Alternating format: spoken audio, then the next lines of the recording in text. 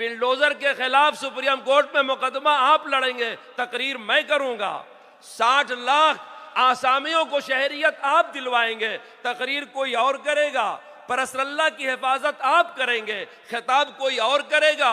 وقف آپ بچائیں گے۔ یہ آپ کا جھلکتا ہوا درد ہے کہ آندھرا پردیش کے چیف منسٹر کو آپ نے دعوت دیا، ان کو فرصت نہیں تھی، ورنہ آج کا دن چیف منسٹر کی زندگی میں سنہرا دن کہلاتا کہ وہ آپ کے سامنے کھڑا ہو کر کے وعدہ کرتا کہ میں اس بل میں مخالفت کروں گا اور مسلمانوں کا ساتھ دوں گا۔ یہ سعادت ان کے نائب صدر کو آپ نے دی ہے، کام آپ کریں گے، تقریر میں کروں گا۔ دیکھیے، ہمارے نظام کے مطابق 5 تجاویز تھیں، وقف کی تجویز پیش ہو چکی ہے۔ اب اس کے بعد ایک تجویز اسرائیل کی جارحیت پر ہے، ایک تحفظ مدارس پر ہے، ایک تحفظ آئین پر ہے، اور ایک ایکسا سول کوڈ کے خلاف ہے۔ یہ چند منٹ کی تجاویز ہوگی، آپ کے سامنے پیش کی جائیں گی۔ اس کے بعد صدر محترم کا صدارتی خطاب ہوگا۔ حضرت کو یہ اصرار ہے کہ تم بھی تقریر کرو۔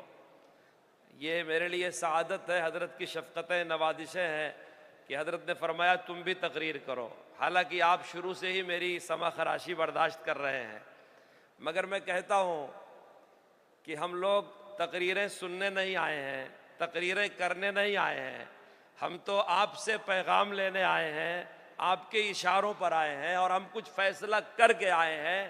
آپ جو کہیں گے وہ کر کے دکھا دیں گے۔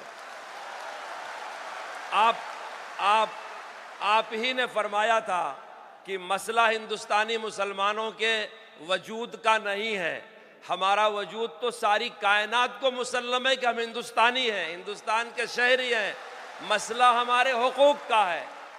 آپ ہی نے فرمایا تھا کہ ہم ہندوستان میں کرایہ دار نہیں ہیں، یہ کرایہ داری نہیں ہے کہ مالک ختم کر دے گا تو ہم گھر کے باہر چلے جائیں گے۔ آپ ہی نے فرمایا تھا کہ یہ حصے داری نہیں ہے کہ ہمارا حصہ بانٹ کر کے الگ کر دو تو ہم دور ہو جائیں گے، یہ حق داری ہے، ہم اس ملک کے حقدار ہیں۔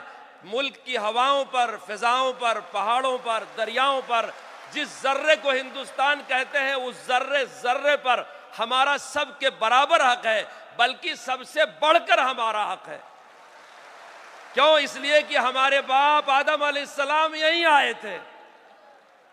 اس لیے میرے دوستو، ہم تقریر کرنے والے نہیں ہیں، ہم آپ سے پیغام لینا چاہتے ہیں اور کام کرنا چاہتے ہیں۔ میں کہتا ہوں، بلڈوزر کے خلاف سپریم کورٹ میں مقدمہ آپ لڑیں گے، تقریر میں کروں گا۔ 60 لاکھ آسامیوں کو شہریت آپ دلوائیں گے، تقریر کوئی اور کرے گا۔ پرسر اللہ کی حفاظت آپ کریں گے، خطاب کوئی اور کرے گا۔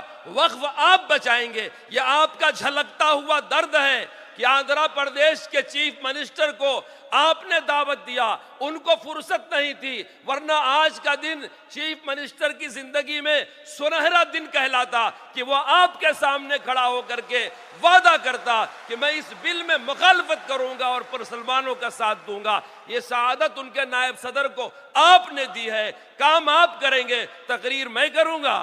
بلڈوزر آپ رکوائیں گے، غزہ کے یتیم بے سہارا، ہندوستان کے بے سہارا لوگوں کو سہارا آپ دیں گے، تقریر کوئی اور کرے گا، کسی کی تقریر نہیں ہوگی، صرف تجاویز پیش کی جائیں گی، تقریر صرف صدر محترم کی ہوگی۔ ہم سننا چاہتے ہیں کہ ہم کو کیا کرنا ہے، ہم فیصلہ کر کے آئے ہیں، آپ جو پیغام دیں گے ہم انشاءاللہ کر کے دکھا دیں گے، چاہے کچھ بھی ہو جائے۔